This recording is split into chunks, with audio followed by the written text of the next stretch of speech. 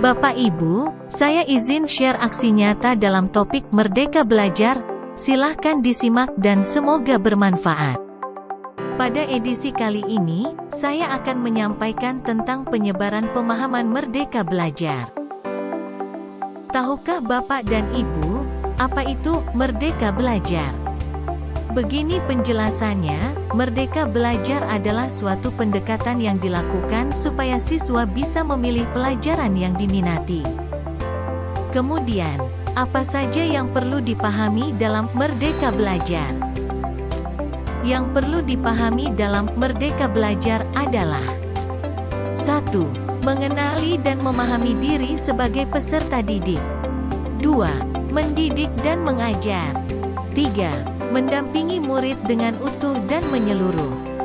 4. Mendidik dan melatih kecerdasan, budi pekerti. 5. Pendidik yang mengantarkan keselamatan dan kebahagiaan. Keterangannya adalah sebagai berikut. 1. Mengenali dan memahami diri sebagai pendidik. Sebagai pendidik tentu sudah seharusnya mampu mengenali karakteristik dan kebutuhan murid. Namun hal yang paling mendasar juga harus dimulai dari diri sendiri, yaitu mengenali kekuatan dan kelemahannya.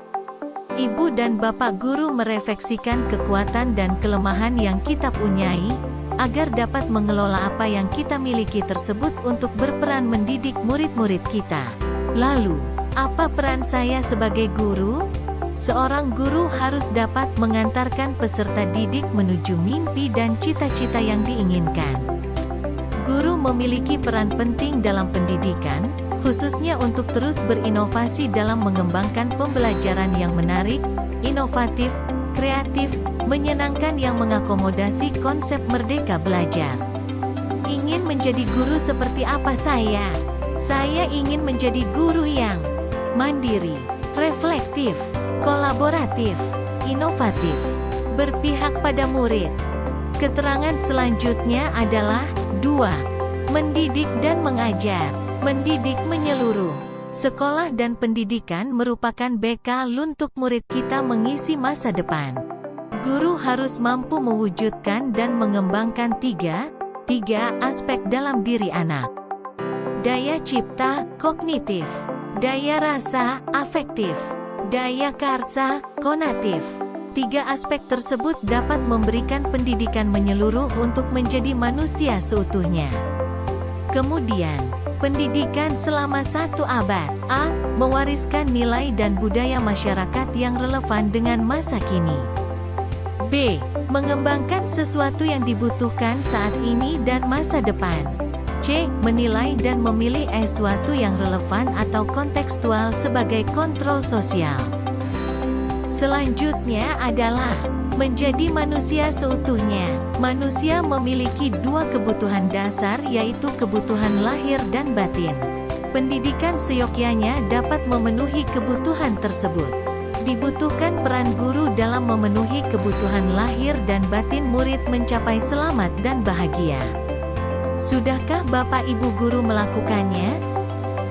3. Mendampingi murid dengan utuh dan menyeluruh.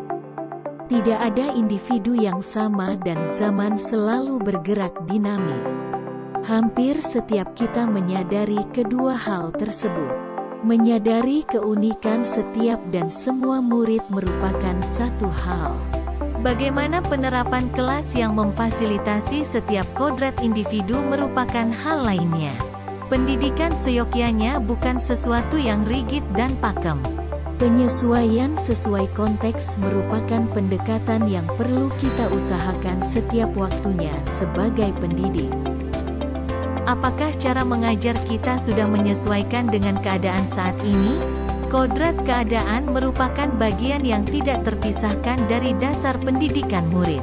Pendidikan bergerak dinamis menyesuaikan keadaan yang terus bergerak begitu cepat. Sebagai guru perlu mengantisipasi dan membaca arah perubahan tersebut. Kodrat keadaan terdiri dari 2 hal, yaitu 1. Kodrat alam, merupakan bagian dari dasar pendidikan murid yang berkaitan dengan sifat dan bentuk lingkungan di mana mereka berada. 2. Kodrat zaman, merupakan bagian dari dasar pendidikan murid yang berkaitan dengan isi dan irama. Asas trikon dianggap menjadi jawaban yang tepat menuju pembelajaran yang berpihak kepada murid. Dengan trikon kontinu, konvergen dan konsentris, guru dapat merancang pembelajaran yang berkelanjutan, terbuka dan berdasarkan kebudayaan bangsa. Selanjutnya, 4. Mendidik dan melatih kecerdasan budi pekerti. Kecerdasan berpikir murid harus dapat mengembangkan budi pekerti atau watak murid yang tidak hanya dibentuk di sekolah, tetapi dalam keluarga dan lingkungannya. Budi pekerti, watak, merupakan hasil dari bersatunya gerak pikiran, perasaan, dan kehendak atau kemauan, sehingga menimbulkan suatu tenaga. Berikut adalah teori konvergensi dan pengaruh pendidikan. 1. Teori tabula rasa adalah kodrat anak ibarat kertas kosong yang dapat diisi dan ditulis oleh pendidik dengan pengetahuan dan wawasan yang diinginkan pendidik. 2. Teori negatif adalah kodrat anak ibarat kertas yang sudah terisi penuh dengan berbagai macam coretan dan tulisan. Yang terakhir adalah pendidikan yang mengantarkan keselamatan dan kebahagiaan, yaitu mengantar murid selamat.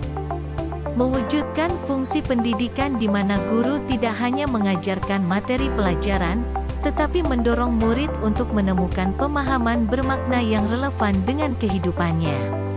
Untuk membantu murid mencapai selamat dan bahagia.